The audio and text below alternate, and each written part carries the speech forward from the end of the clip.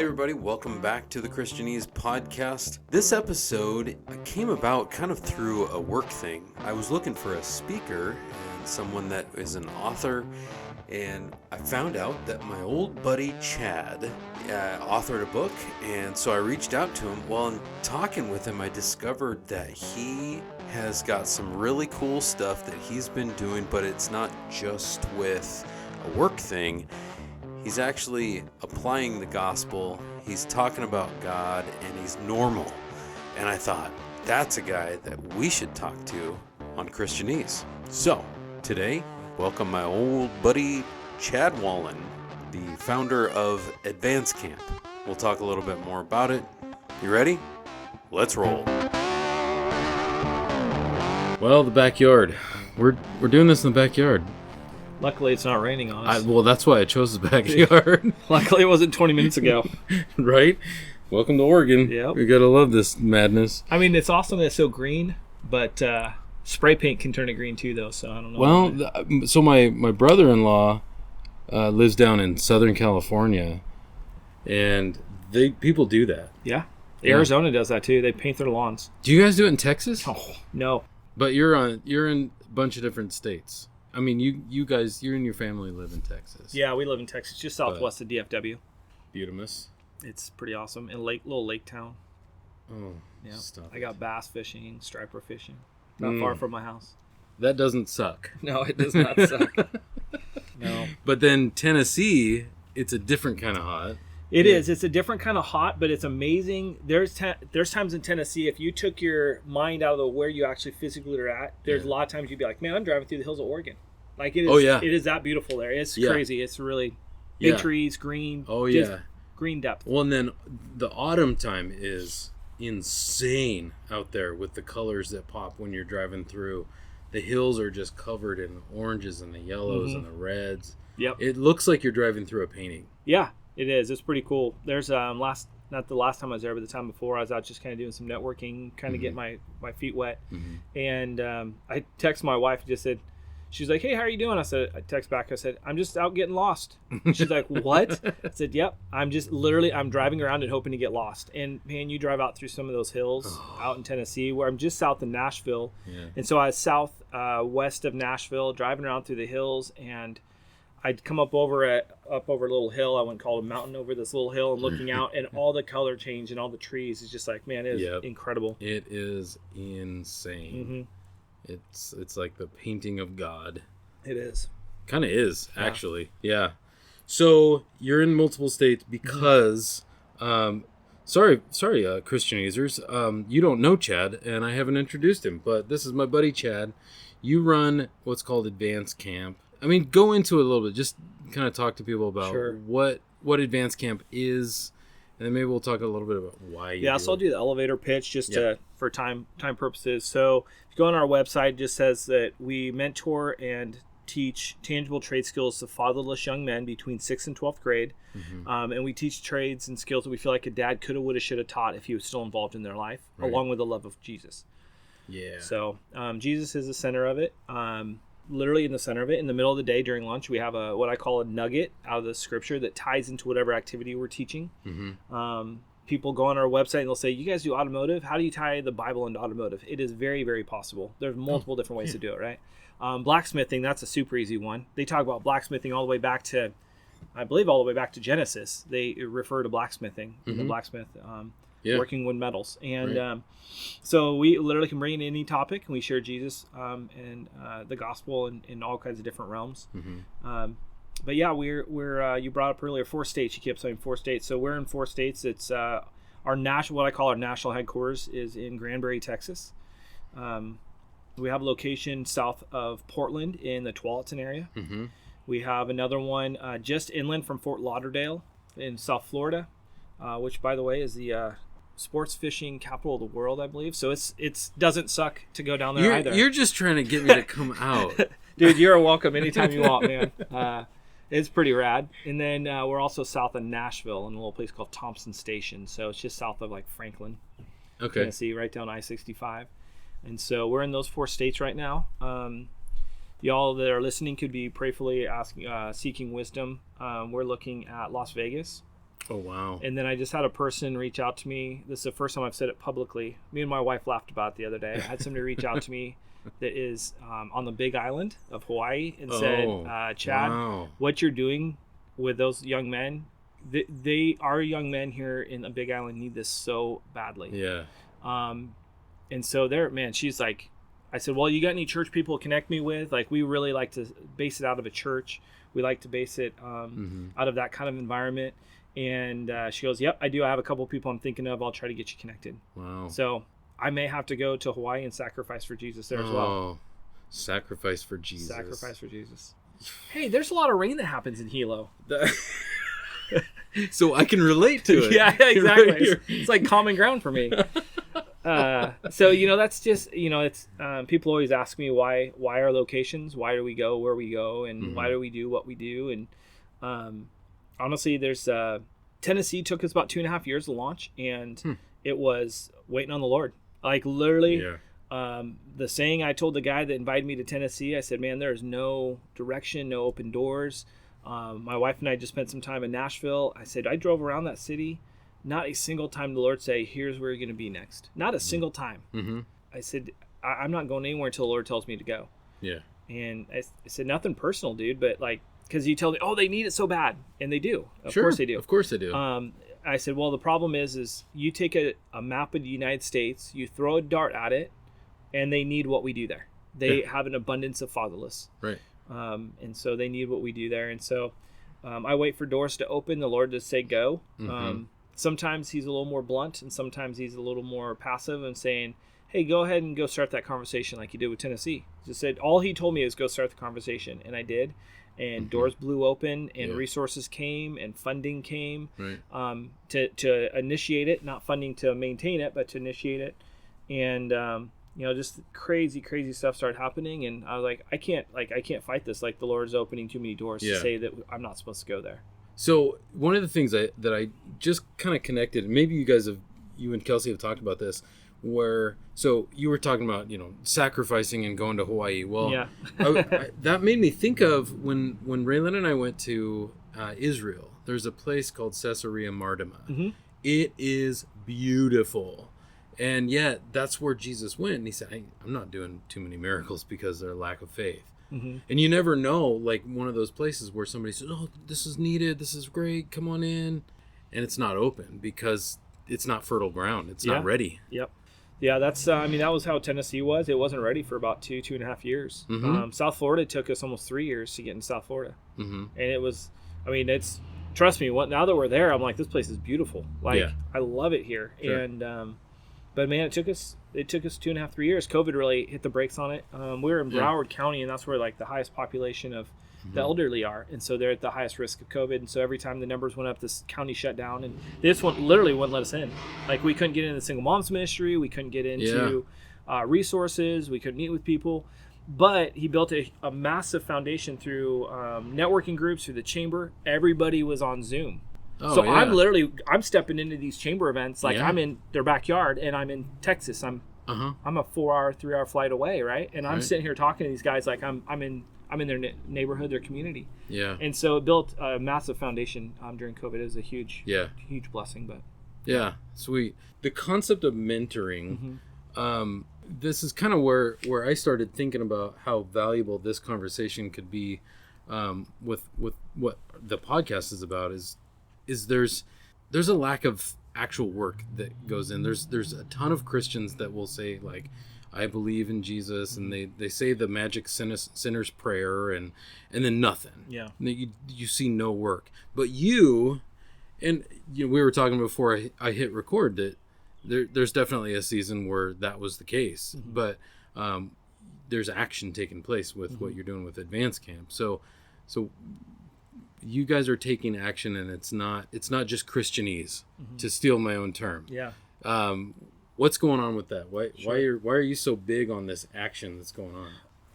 A big part of it for me personally is just being in tune with the Lord and my relationship with Jesus. Of what is he like? I can be given a bunch of stuff, but what am I doing with it? Right. Yeah. And in my case, I feel like it was some skill sets. Like, what am I doing with how the Lord has developed me of who I am as a person, and So I think for me, that's a big part of it, is the Lord saying, hey, you need to go and do, and me being obedient.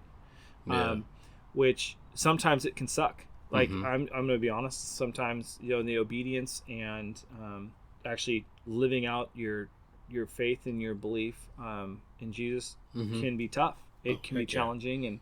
But at the end of the day, I always tell people I don't do anything that the Lord doesn't direct me to do. Like, we don't open in a certain state. We don't do activities that I don't feel like the Lord's going to do. And sometimes they don't turn out exactly as I had it pictured.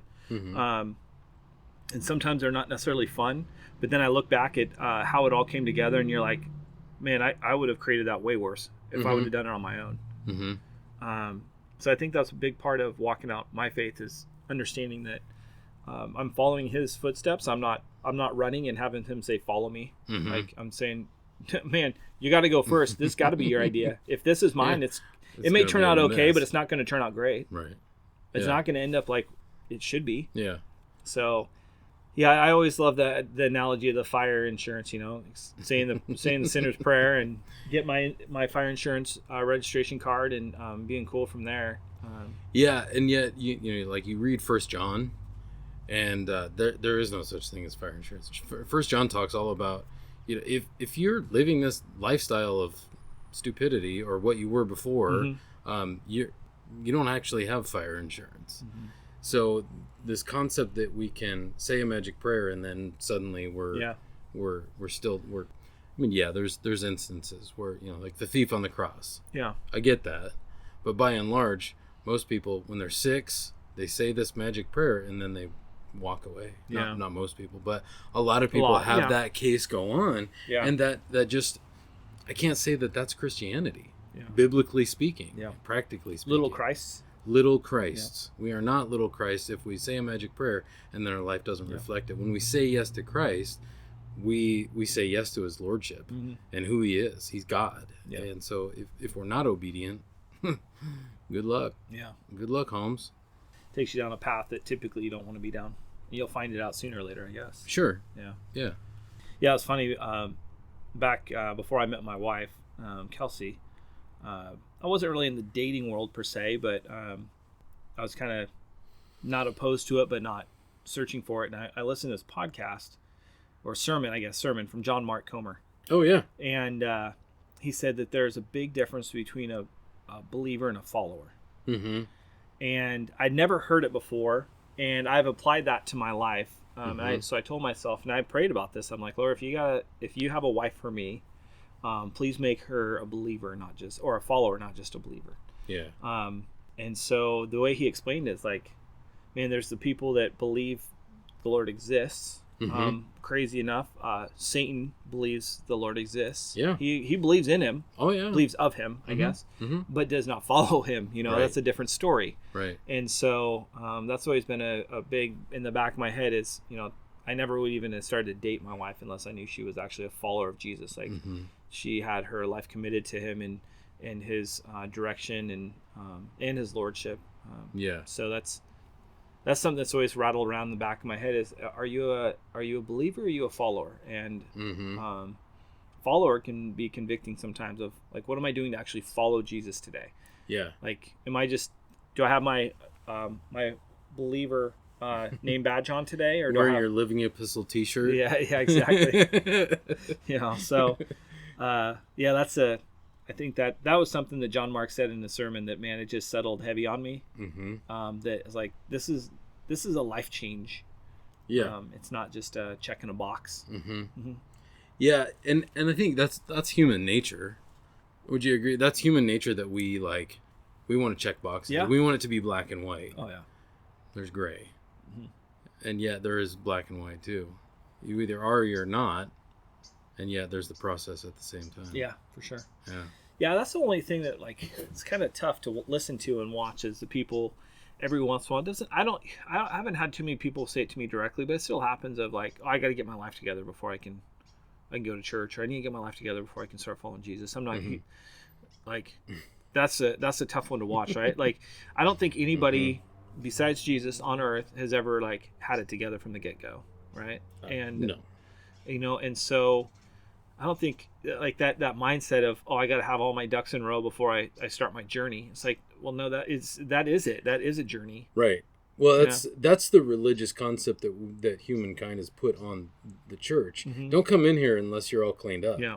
Well, that kind of defeats the purpose. Yeah. And I've said this before, and I stole it from someone. I don't have any real, original ideas or quotes, but that the church is a hospital for sick people, not a resort for perfect people. Yeah. It's just not. Yeah. It's not meant to be that. So we've done kind of a crappy job of misconstruing what the church should be for those that are not yet believers. No, come in here and learn with us, because we're all doofuses. Yeah. Mike's gonna pick that up. Hey, this is what happens when you do it on the back porch. I know. Well, at least we're dry. We're dry. The sun's out. Should have put sunglasses on. You're the smart one. Sun's out, guns out. I don't know about guns. They're kind of just like limp noodles right now. Get yourself in the gym. I have been. It takes a while. So I like the coming to church for the sick people. Our church in Granbury has a saying, "No perfect people allowed." Yeah, nice. Like that is on their shirts. Like you first time visitor, you can go turn in your info card and they'll give you a free shirt that says "No perfect people allowed." And I mean, it's legit, right? Like. Yeah. They say that if you find a perfect church, as soon as you walk in, it's not perfect anymore. Exactly. Right? Exactly. And so it's like, man, like why are we so focused on being perfect? So my life goal, in general, is when I get to heaven, I want God to look at me and say, "My good and faithful servant." Right. Like I know I stumble and I fall, and I know I mess up, and I have my battles of insecurities and my battles of dealing with lies. Actually, earlier today, my poor wife has to deal with me, and man, I had some lies spoken over me just today that I was battling, and I even texted my wife like, "Hey, just pray over me, because unfortunately, this is what was laid on me today, and this is a lie I'm battling." I said, "I know they're lies from Satan, but still, like, it causes us to stumble, and question who we are and who God says we are and what our true identity is." And so it's kind of, it's a constant battle. Oh, for sure. That's why I'm in therapy. Yeah. Truly. Yeah. I mean, that's if you don't go out and work towards the resolution of all the crap that's out there that we're always being fed, whether it's blatant, sounds like whatever you were fed was fairly blatant, or you picked up on it. Yeah, this one I picked up on. He actually, told me, well, I don't, I'm just saying this from a place of a friend. I'm like, okay, warning. Yeah. What's that thing? With no offense, but it's followed with an offense. Right. You're like, no offense, you're ugly. Yeah. Oh, thanks. No, I'm not going to take offense to that. Thanks. Don't worry about that. No, not a problem at all. No offense, but you have limp noodles for arms. Yeah. I pointed that out on my own accord. Yeah, exactly. Thank you very much. I'm just supporting you in it. I'm just a helpful friend. Yeah. Faithful are the wounds of a friend. Yeah. Get in the gym. Yeah, exactly. Yep. I'm just trying to rebuke you, just like the proverb says. Oh, good. I appreciate that. Are better than the lies of an enemy. Yeah. Didn't God rebuke Job's friends though? So he's about to be rebuked. He also rebuked Peter, and Peter turned out okay. I mean, a couple lessons later, but he turned out okay. Banged his head against the wall a couple of times. Yeah. All right. Yeah. I haven't called you Satan yet, so be at peace about that. I'll hold that near and dear to my heart. Yeah, rest in that one. Oh, good. No, we briefly touched on it, and we talked about this before when you came and you did the speaking event for my work. That you were really driving at people to take action. Mm-hmm. That you can always do something. Yep. You were talking about that, and in between then and now, I've been thinking about the importance of that in a spiritual sense. You talked about that, and you need more mentors to come in and help out. But how would you say that plays out for the mentorship for the guys that find themselves as mentors within Advanced Camp, but then just every day walking around? Not everybody is mentoring, but they are. How are we walking out the faith in that, and not just being lame-o that are just churchins? Yeah, it's another word. I'm going to use a Christianese phrase. Yes. Being intentional. Okay. That's not just Christianese. I think everybody's guilty of that. Man, but I think it's rolled into Christianese pretty easily lately. Oh yeah. Are you being intentional with? And I mean, it's true. Like, we got to be intentional. But you got to be intentional about being intentional. You can't just say I'm being intentional. For sure. Right. Say that 5 times fast. But it's intentionality. Like, what am I truly doing with my time? Am I following the steps? It's God, spouse, family, everything else, right? And so, like, your first mission field is your family. And are you being intentional with them? And then, what are you doing with the rest of your time? Are you being intentional with the rest of your time? How are you? And sometimes it's just, I don't know, man. It's cool getting caught doing the right thing, which is just neat. Like, if you're, doing the right thing, you get caught. It starts a conversation of somebody's like, what is that guy all about? What are you doing? Exactly. Yeah. And man, like, that's part of like living it out like daily. And I struggle with that for sure. Cause I rode on my plane here and there's an older guy sitting next to me. We literally did not say 2 words to each other the whole flight. Right. And I realized that on my flight, my wife's always saying, you can talk to anybody. And I get on a plane, I might as well have a brick wall between us. I just don't even talk to them. But also, like, I try to respect the fact that they may not want to talk. So if they start a conversation, then they won't shut me up for a 2.5-hour flight. But it's being intentional with our time and speaking to other people's lives. And I think one thing that the Lord's already kind of pushed me onto, and JD, you may be able to back me up on this, but my wife has said it's kind of a characteristic that I have that most men don't, is being intentional with friendships and being the one that reaches out and says, man, how are you doing today? How can I be praying for you today? Hey, man, I was just thinking about you today. I hope you're doing well. Yeah. Like, those little things, they don't take much time, but they take some thought and some heart. I don't copy and paste those.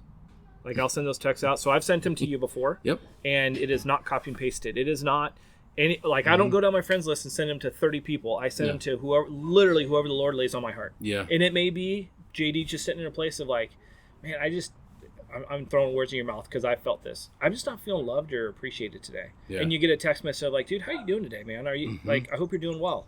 I was thinking about you. How can I be praying for you today? I'm not looking for dirt. I'm asking, how can I come beside you? Yeah. Right. And so that is such a simple thing that I think a lot of people miss.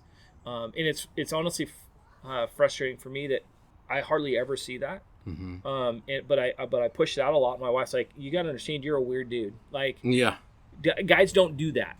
Right. And, but it's so easy to do. But it means so much too. It is so easy to do, but it means a lot to other dudes when you just go, hey, how you doing? Yeah.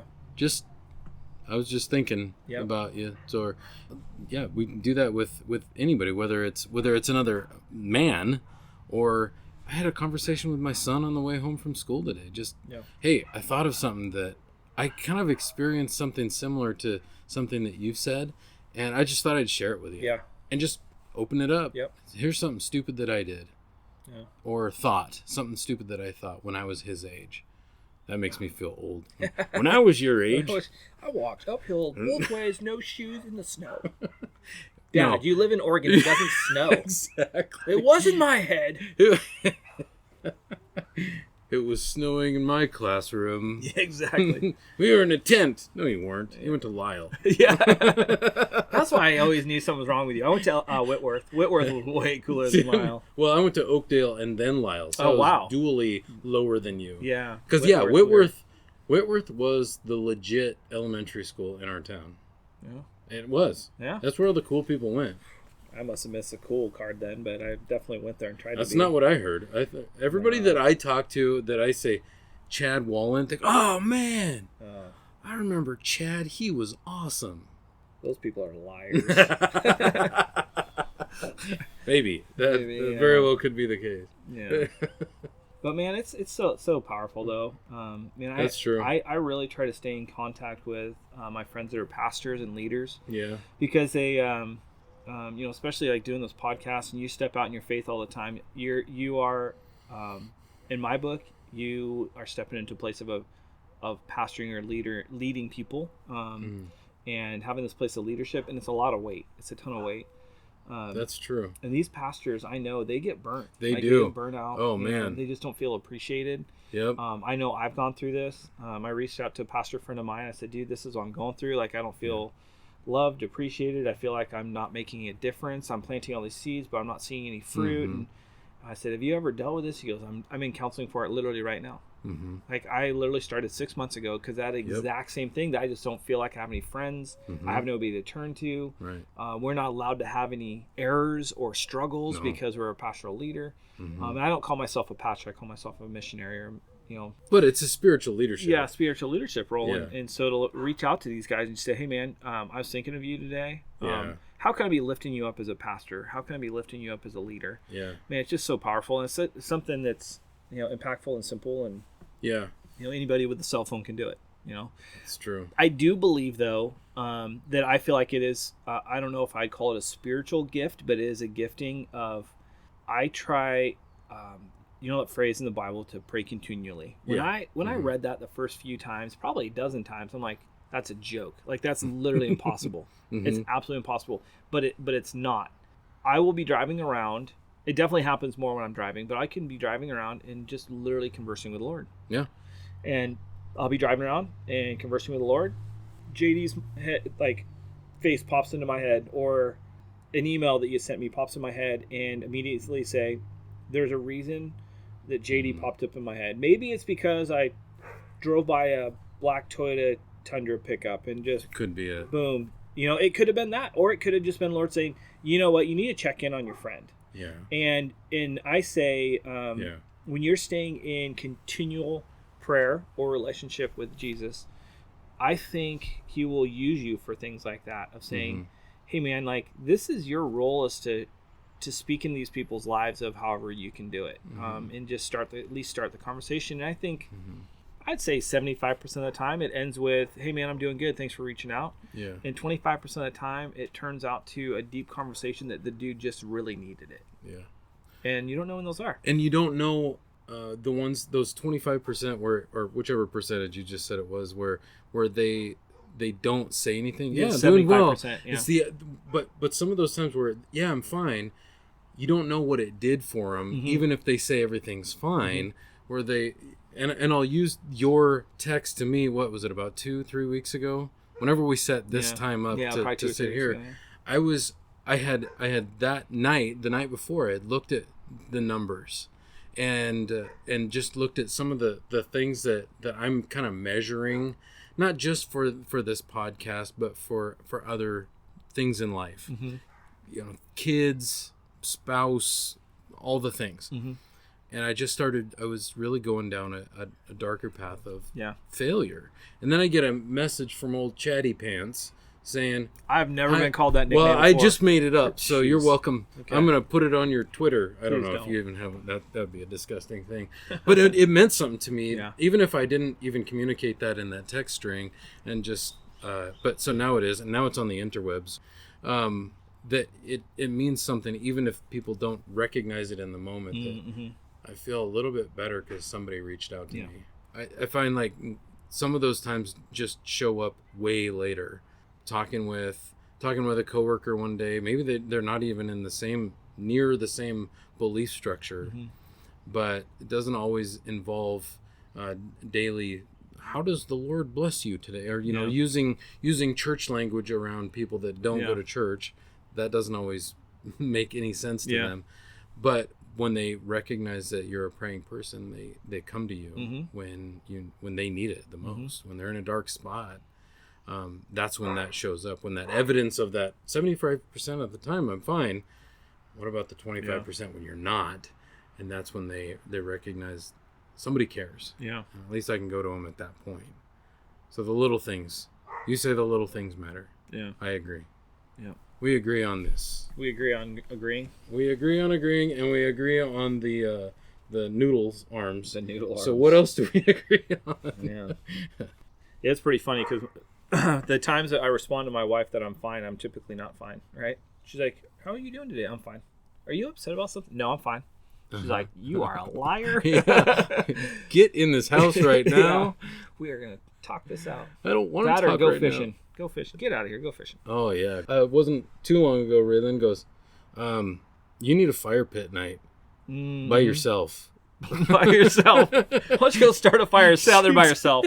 She did, and so I didn't even have the energy for that day. I was in a pretty dark spot. Did you take a flashlight, put in the middle of the fire No, pit? I went down to her salon in the house and just took a notepad and wrote and wrote and wrote and wrote and wrote. I was down there for 3 hours. I didn't have the energy to start a fire. And if you know me, you know that is my therapy. I'm pointing at my fire pit. Yeah. I love being by that fire and just soaking it up, being quiet and writing and whatnot. But I didn't even have the energy for that. Man. But she pointed it out because I see where you're at. Yeah.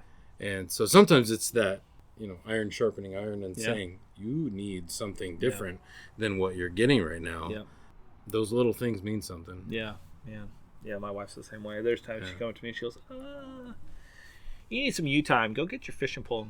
And go for a hike. Yeah. You need to go get out of here for a bit." And that's tough though because my book I go into a little bit about it, and growing up, my mom used to complain about my dad of when we had to go. She had to go to the grocery store. She had to take the kids, and if my dad went to the grocery store, he would leave us home. And my dad was around as long as it wasn't hunting or fishing season, and listen to those complaints. And so I've done my best not to be that way. And this was, I wouldn't say it was an argument the other day, but me and my wife got kind of talking about it. And she's like, "Yeah, but like you have to get out of here." She goes, "I need you." She goes, "This sounds really messed up, but sometimes I need you to take less care of me, and you need to start worrying about you." I'm like, "What are you talking about?" Like, she goes, "You will run yourself ragged taking care of me, and then you will be ran ragged." Yeah. And then what value are you to anybody? Like, you're tired and you're short, and you raise your voice, or you don't have the patience to sit with the kids and play because whatever they're doing is annoying. And she goes, you're just tuned out. Yeah, like exactly. And she's like, "You need to stop worrying about me so much, and you need to start worrying." I said, and I as she's saying it, I started thinking about it. I was like, "Man, why is that?" I said, "Dude, that's my dad. What my dad did, I'm trying to do the exact opposite and be overly engaged in my family and not afraid to go fishing, but I'm afraid to love it and then not be home all the time because I love it so much and I love doing it, and so I'm not at home with my kids." Right. I always say I didn't have my kids and my wife to avoid them. That's my saying I tell people, and we don't serve the fatherless and create the fatherless at the same time. That's what I tell my mentors. Right? Wow. So that's two things that I get convicted with pretty heavy, and that's from dad wounds and they're legit. Even when we have good dads, my kids are gonna need therapy, guaranteed. But it's only because they can't grow a beard like you. They're gonna feel less capable or something. They're like, "I can't be like Moses. I mean, my dad." That's what's gonna happen. Right. Okay, that was excessive.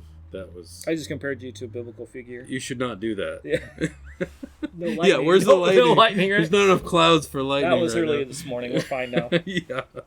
Oh, sorry. You're saying your kids need therapy. Sorry. My kids will need therapy because I'm not perfect, but in a comparative sense, and I don't like to compare, they've got a pretty decent dad. The point is, we all mess up, and we leave scars on our kids and even our wives. But tuning into those things and working toward being the best dad. It's funny that you bring up, say your quote again about making the fatherless by serving the fatherless. Right. Yeah. This is the second person that reached out to me today about, or not reached out, but talked to me today about fathering, being a dad, being on purpose with being a man and being a man of purpose and so on.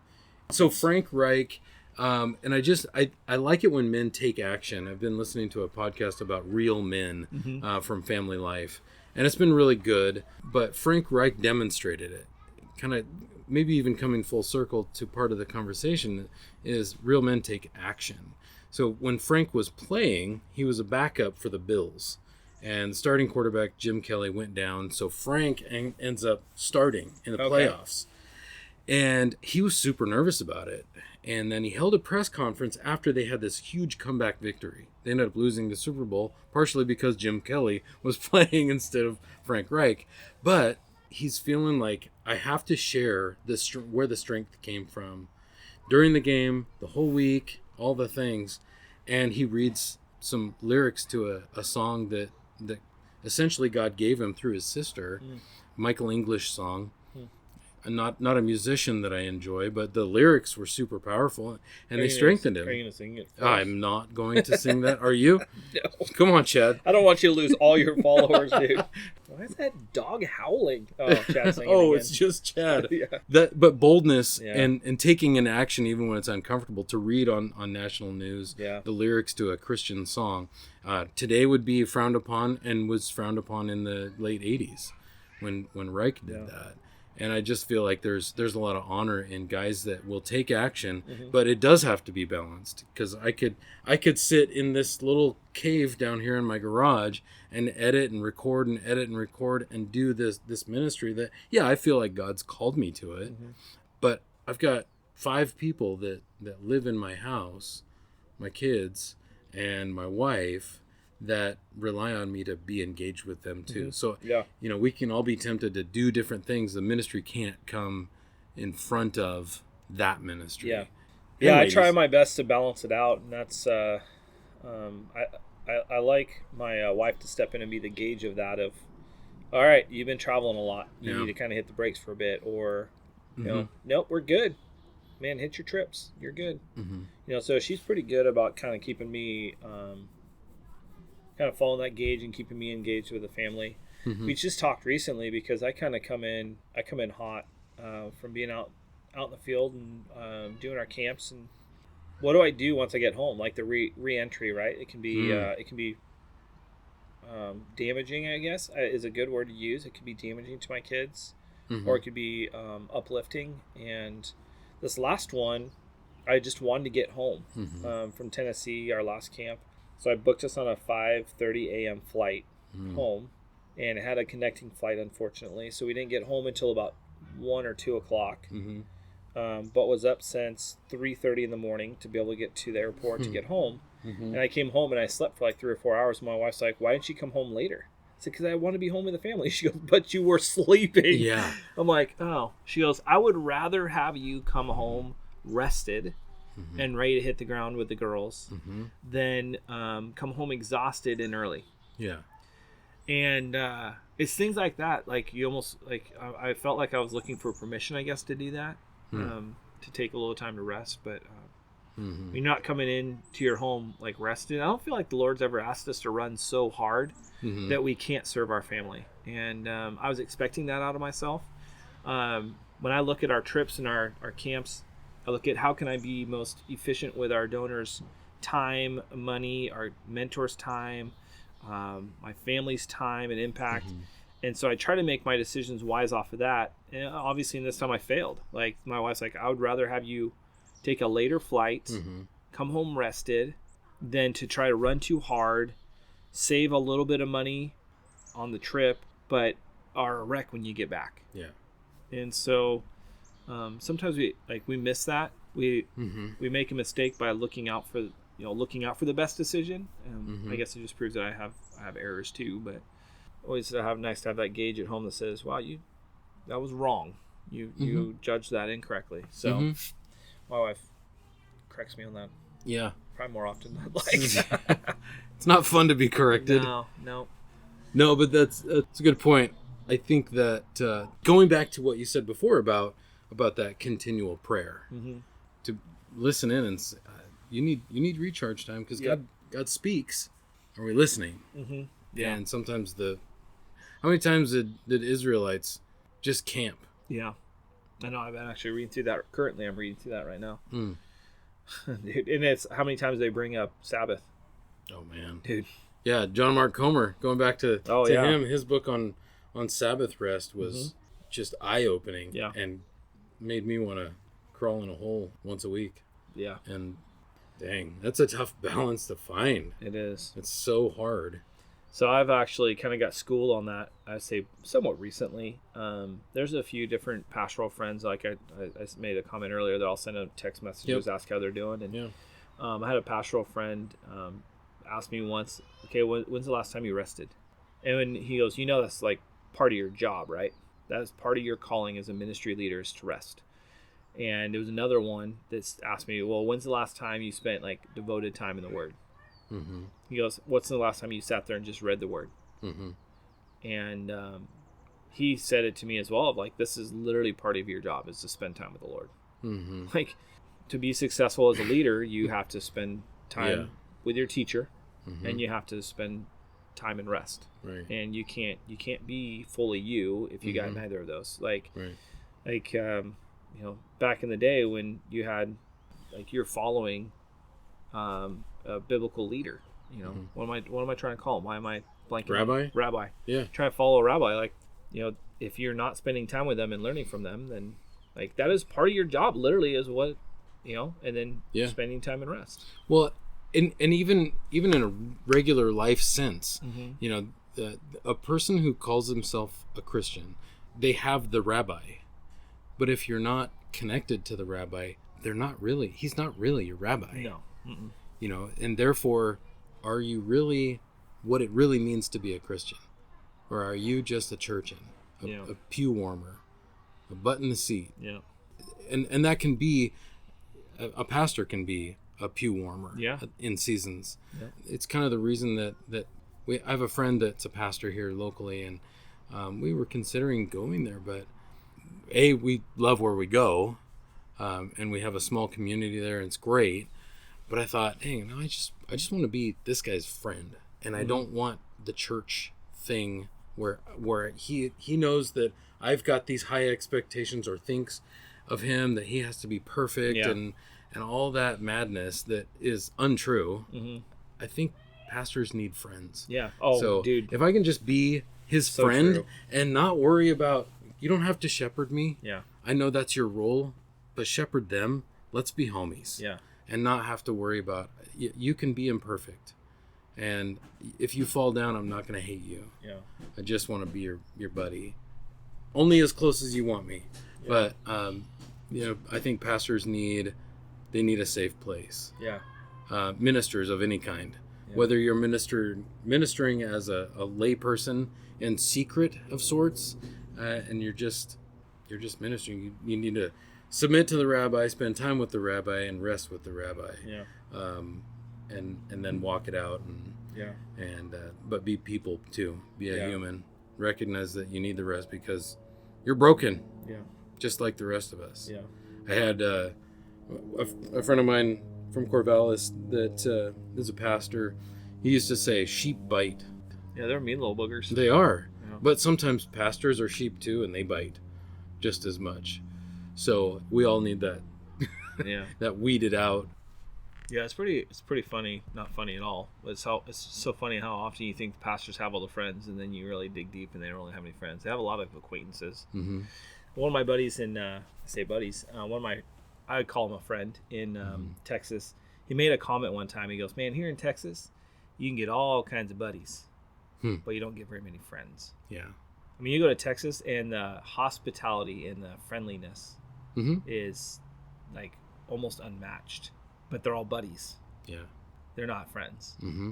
Like, will they sit in the trenches with you? Probably not. Would they give you a high five and a hug if they saw you in the store? Oh, absolutely. For sure.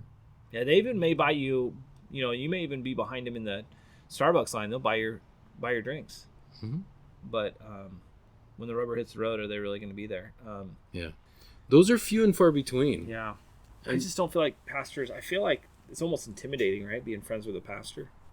Like, I don't know. It depends. I think our society kind of idolizes them, and that creates that. Yep. I don't know, the brain's way of going. I don't know if I want to be friends with. That's scary. Yeah. Because we idolize them. We put them up on this pedestal, and then when they even wobble on the pedestal, we hate them. Yeah. And that's scary for them. So I don't know. I've been gypped and hurt by pastors. So part of that hurt has let them off the pedestal. Mm-hmm. There's some bitterness that I'm continuing to have to deal with, But it's taken pastors off the pedestal and just gone, well, they shepherd, and that's what they do. It allows it opens a door for them to have a connection with God, because their job should be to make sure that they're resting and they're demonstrating what it looks like to follow Christ and be a Christ follower, not just a churchin. But they're flawed too. Yeah. And so I think if more people could accept the reality that pastors are humans, there might be a potential. But I mean, look, I've really done my best to be friendish to pastors rather than this pedestalish, and it's really funny. There's a pastor in South Florida that I would call him a friend, and I texted him, and anytime I'm down there, we try to get together for lunch or whatever, and I was talking to his associate pastor, and I said, hey, I'm gonna call him Bob. Call him Bob. Just in case. I call, and I text him. I said, hey, well, Bob had told me that I can, do this, and he goes, Bob, who's Bob? The associate pastor tells me this. Bob, who's Bob? I go, what do you mean, Bob? Bob, like Pastor Bob. He goes, oh, Pastor Bob. I'm like, are you kidding me right now? Oh, man. Like, dude, his name's Bob. Yeah. Like, why are we, like, why did we just put him up on a pedestal? Like, he's Bob. Yeah. Like, I didn't know I needed to, like, his identity is, like, it's, man, I get into identity and I get a little fired up. I have a real struggle with that identity stuff of Reverend so-and-so. And I get it. Like, I understand there's, like, some structural to that. But I told my wife that if I ever, and I have no intentions of this, just so you know, if I ever went and got my doctorate degree, I said, I would make sure that you never refer to me as doctor. I said, that bugs me so much, especially when you're a doctor of, like, I'm sorry, if you guys are listening and you're a doctor of, like, I don't know, genealogy. I told my wife, I'm like, that's not my identity. Right. Is Dr. Chad. My identity is Chad. It was the name that was given to me. Right. And so I struggle with that. Like, that's, like, people put this role and identity at the beginning of their name. I personally feel the mass majority of the time is to be glorified. And man, I just don't. I feel like I'm gonna hurt some feelings, but for me personally, I personally don't want that. Like, that's not my identity. Is in the Lord. My identity is the name that I was given. My identity is not of what I've accomplished. And that's why people have asked me before, well, are you a pastor? I'm like, no, I like to call myself a missionary. And I've been corrected a few times. They're like, no, you're more of a pastor. I'm like, yeah, but I'd prefer to be a missionary. Like, I'm just a missionary, just out serving the Lord. I don't need pastor. Why does it matter? That's the thing. Believe it or not, I've walked into ministries that I walked into one and they said, what's your qualifications? What are all your certifications you have? First, when I look down, I go, I love and serve the Lord, and I feel like the fatherless need to be spoken into. That's what my qualification is I love to serve the fatherless. Yeah. They're like, oh, I was like, I mean, I'm first aid certified too. Like, I don't know what to tell you, right? I'm like, I didn't know I needed, like, my list of qualifications to be able to come and serve the fatherless. And so it's always interesting. Those conversations come up, but I have this thing with identity of, how much do you want to highlight, Vegas lights, my name's Pastor so-and-so or Reverend so-and-so or Dr. so-and-so. I get it if they're a doctor and you go and say, hey, the last name's Smith, Dr. Smith. Like, that's cool. Hey, I'm good. I'm good with that. Well, but even then, like, I guess I get it that, if somebody's going to do my hand surgery, if he wasn't an educated surgeon, then I probably wouldn't want him to fix that tendon. Dude, I could do some wicked stuff with a pocket I'm sure you could. But I don't think I want you to. But on the edge. But at the same time, if we've got electrical issues here, I don't want some regular Jim Bob that one time he connected some wires at the farm. I want somebody that knows electrical, but I'm not going to call him Electrical Jim. Electrician Jim. Same as, if somebody's equipped to lead and pastor in the truest sense, same type of thing applies. I'm going to call Electrician Jim. I'm going to call Pastor Bob. What their role is I don't call my counselor Christopher. Yeah. It's Christopher. That's his name. We talk about stuff. Yeah. Anybody that does their thing is who they are, not what they do. Yeah. Yeah, I get on the soapbox of that. I actually dumbed it down for your podcast so you don't have to cut so much out. Like, oh, Chad went on a rant. No. Here we go. Cut this 45 minutes out. Yeah. Man, people always ask, like, what's the biggest challenge we deal with advanced camp and the fatherless? And it is identity. They grab identity from wherever, whoever, however they can when they don't have a dad in their life. Yeah. And it may be, no joke, dude, I've heard this. I've literally heard this. These are not made up. I'm going to be a drug dealer because my dad's gone and my neighbor is my role model now. So I'm going to become a drug dealer like he's a drug dealer. Like he sees the gold chains, he sees the women coming in and out of the house, and they think that's winning, right? They think that's manly. Right.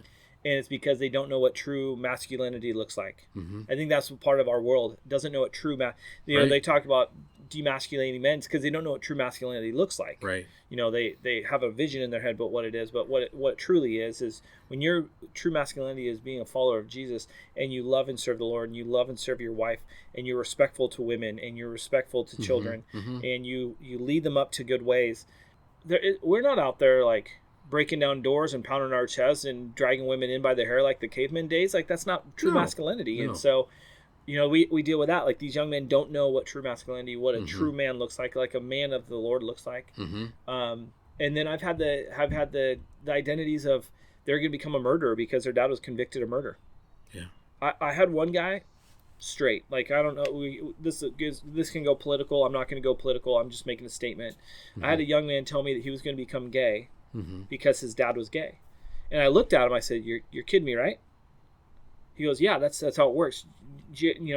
Since I have the same bloodlines as my dad's a homosexual, I'm going to become a homosexual. That's why I don't have any friends in school. It's because I don't want to be friends with guys because I'm going to eventually find them attractive." I said, "That's a bold-faced lie. Yeah, it doesn't work like that." No. And I said, this kid was smart, super smart dude. Going to college now. I still stay in somewhat contact with him. And I said, "Dude, you are a researcher and a reader. Research that because that is not true.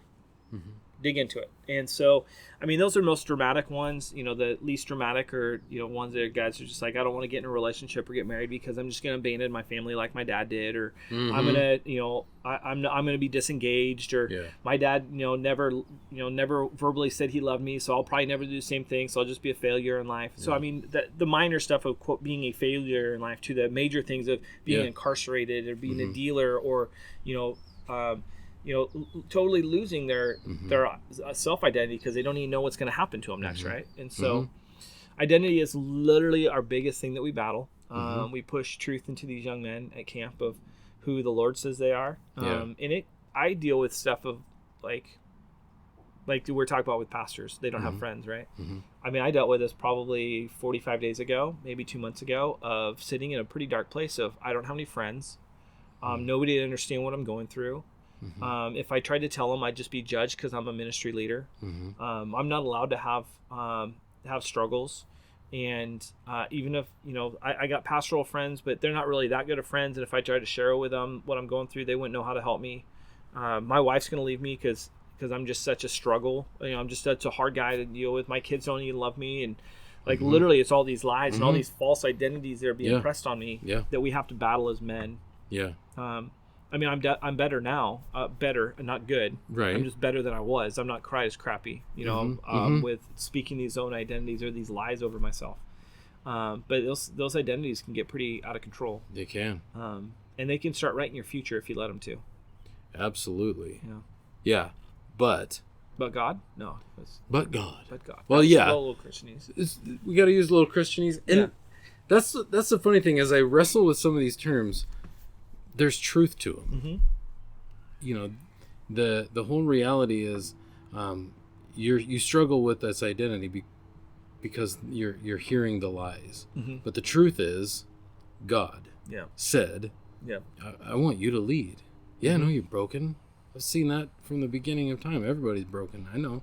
You're not letting me down because I know the mess that you are. But I'm calling you. Come on. Do this. I see you. And he asked the right guy. Yeah. Chad, I think you're doing great things, and I do want to say that I think that God did ask the right man to do the work that you're doing. So I think more guys need to take that right action. Mm-hmm. More women too. I mean, I don't want to just single out us guys, but get Chad's book. It's what's it called again? The Broken Identity of a Father. The Broken Identity of a Father. Yeah. Men need to lead guys to have masculinity, to become what men are designed to be: compassionate, caring, action-oriented, people that connect with God, all that good stuff. And you're leading the way on that, and I appreciate the work that you're doing.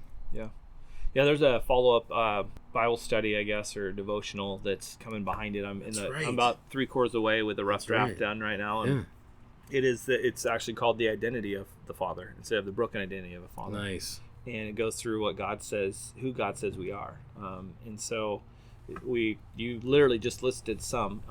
But it's going to be 30 or 31 days. I haven't figured out exactly what yet, but just really going to speak into guys or girls, young or old, that just literally day by day of God says you are. Yeah.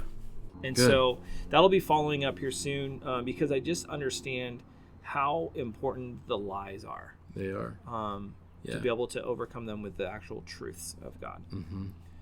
Such an important thing. Yeah. So important. Can't emphasize it enough. Yeah. Good talk. Yep. Well, when you get two old high school buddies together and talk about what's going on in life, you run the risk of yammering on and on. Well, on that note, mission accomplished. But let me also just say that I felt pretty dang good about this conversation. So here's my take home. True masculinity serves. There's a difference between a church attender and a Christ follower. We've talked about that. Pastors are people too. We all need friends to call on, and that will call us, check on us, make sure we're doing well, and call us up. True Christianity will take action and do the uncomfy. And Chad's a great example of that, at least in my book. He saw a need and he recognized that God was talking to him and in a way yelling to him, come here and do this. He's doing something unique and serving a very unique population that needs to redefine their identity toward a real and positive identity. And who's better to realize an identity than with Jesus, a man's man who cares for people's needs, and he wants to impact a person at the soul level. I'd encourage you to check out the show notes and grab a copy of Chad's book and see what Advanced Camp is all about. Don't forget to hit that subscribe button. I'll talk to you next time. I love you. To support Christianese with JD Shin, click in the show notes. It'll help my dad create future shows.